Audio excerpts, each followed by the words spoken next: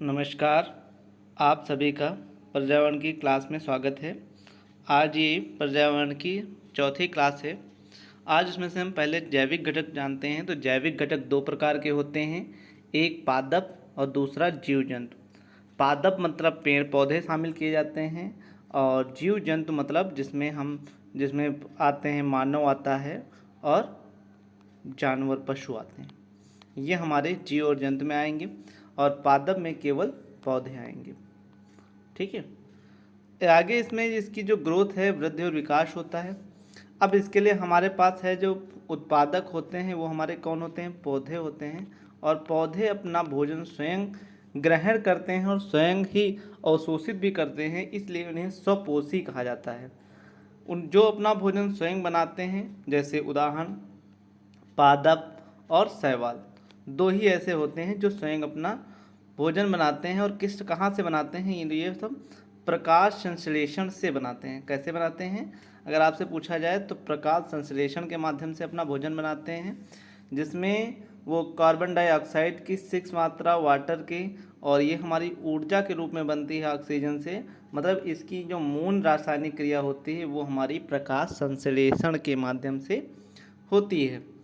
उसके बाद हमारा जो दूसरा होता है उपभोक्ता, वो हमारा पौधों पर निर्भर होता है, इसलिए उसे हम परपोषी भी कहते हैं।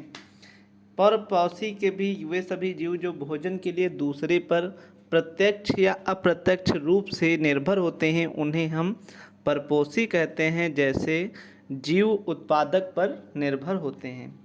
अब आइए हमारी खाद्य श्रृंखला जो चलती है, जो हमारा सबसे पहला होता है उसके पास सर्वाधिक ऊर्जा होती है, और उसके बाद उसका 1/10 भाग ऊर्जा हस्तांतरित होती है।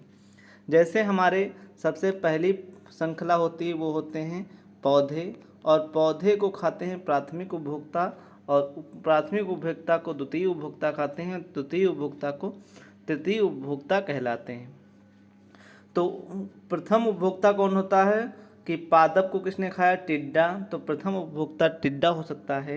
और टिड्डा को अगर छिपकली खा जाए और सांप खा जाए तो ये दोनों हमारे द्वितीय उपभोक्ता हो जाएंगे, और बाज और हमारा तीसरा और शीर्ष उपभोक्ता हो जाएगा। प्राथमिक उपभोक्ता मतलब अधिकांशतः शाकाहारी होते हैं, और ये भोजन के लिए उत्पादक पर निर्भर होते हैं। जैसे जो शाकाहारी हैं, जैसे खरगोश, गाय, बकरी, हिरण, चूहा, बंदर, हाथी और जिराफ।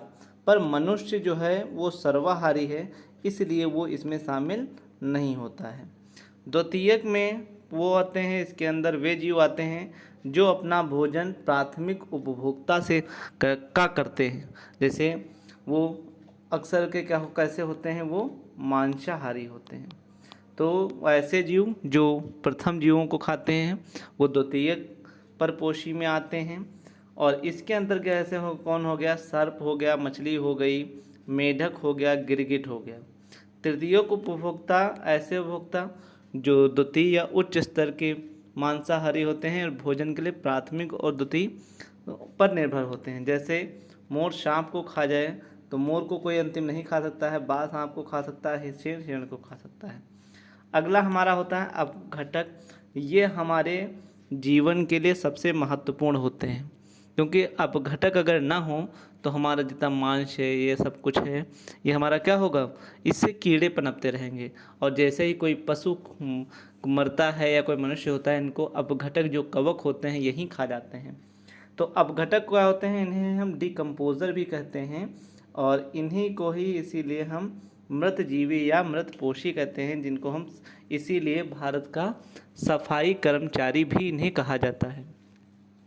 अब आइए, ये मृत जो पौधे होते हैं ये जंतुओं को और जैविक पदार्थ को विनियोजित करते हैं। जैसे इसके अंतर्गत कौन आते हैं? वो जीवाणु आते हैं और कवक आते हैं, और ये पोषण स्तर के ट्रॉपिक पोषण स्तर में आते हैं। तृतीय उपभोक्ता ही शीर्षस्थ उपभोक्ता होता है, इसे हम चतुर्थ भी पोषण स्तर भी कभी कभी कहते हैं। तो तृतीय सबसे पहले अगर हमारा जो स्तर चलता है वो कौन होता है? उत्पादक, दूसरा प्राथमिक, दूसरा तृतीयक, फिर अगला तृतीय चतुर्थक हो सकता है, या तृतीयक भी कहा जा सकता है। अब आइए इसके कुछ महत्वपूर्ण क्वेश्चन। निम्नलिखित में से कौन सा क्रम पारिस्थितिकी तंत्र में ऊर्जा प्रवाह में संबंध में सही है? तो उत्पादक सबसे पहले होता है, उसके बाद उपभोक्ता और उसके बाद अपघटक। घास भूमि क्षेत्र का परितंत्र की खाद्य श्रृंखला में सबसे उच्च स्तर पर कौन होगा? जो मांसाहारी होगा। पारिस्थितिकी तंत्र में ऊर्जा का मुख्य स्रोत जो होता है वो सूर्य होता है। सूर्य प्रकाश से ही सर्वप्रथम पौधे होते हैं। अगला प्रश्न है, भू पारिस्थितिकी तंत्र में ऊर्जा का महत्वपूर्ण स्रोत क्या है? तो उसका महत्वपूर्ण स्रोत सूर्य होता है। किसी खाद्य श्रृंखला में शाकाहारी होते हैं, किस प्रकार के? वो एक प्राथमिक उपभोक्ता होते हैं। इकोसिस्टम में सही परिभाषा क्या है? इसके अंतर्गत जीव और समुदाय और उसके वातावरण का संतुलित तंत्र ही इकोसिस्टम कहलाता है। ये हमारी पर्यावरण की क्लास थी। आप हमारे चैनल को सपोर्ट देने के लिए सब्सक्राइब करें और शेयर ज़रूर करें। Thank you. Have a nice day.